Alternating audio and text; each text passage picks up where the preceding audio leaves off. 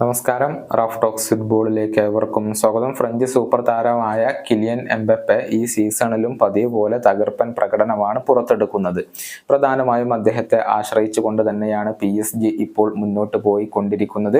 മാത്രമല്ല, ഫ്രഞ്ച് ദേശീയ ടീമിന്റെ പ്രധാന ഘടകം അതിപ്പോൾ കിലിയൻ എംബപ്പെ തന്നെയാണ്.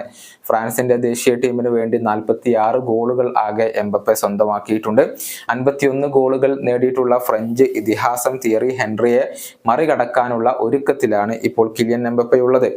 6 ഗോളുകൾ കൂടി നേടിക്കഴിഞ്ഞാൽ എംബപ്പെ ഹെൻറിയെ മറികടക്കും. എന്നാൽ ഇതേക്കുറിച്ച് തിയറി ഹെൻറി ചില കാര്യങ്ങൾ ഇപ്പോൾ പറഞ്ഞിട്ടുണ്ട്. അതായത് എംബപ്പെ എപ്പോഴേ തന്നെ മറികടന്നു കഴിഞ്ഞു എന്നാണ് ഹെൻറി പറഞ്ഞിട്ടുള്ളത്. എംബപ്പെ ഒരു മോൺസ്റ്റർ ആണെന്നും ഈ ഒരു ഇതിഹാസം കൂട്ടിച്ചേർത്തിട്ടുണ്ട്. ഹെൻറിയുടെ വാക്കുകൾ ഇങ്ങനെയാണ്: ഇതിനോടകം തന്നെ എംബപ്പെ എന്നെ മറികടന്നു കഴിഞ്ഞിട്ടുണ്ട്.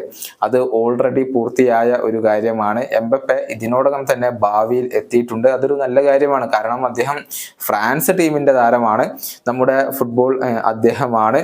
എല്ലായിടത്തും നമ്മെ പ്രതിനിധീകരിച്ചുകൊണ്ട് നമുക്ക് ഈ ഒരു താരത്തെ ആവശ്യമാണ്. കിലിയൻ ഒരു അസാധാരണമായ താരമാണ്. ഒരർത്ഥത്തിൽ ഭ്രാന്തനാണ് എന്നൊക്കെ പറയാം. അക്ഷരാർത്ഥത്തിൽ ഒരു മോൺസ്റ്റർ തന്നെയാണ് കിലിയൻ എംബപ്പെ.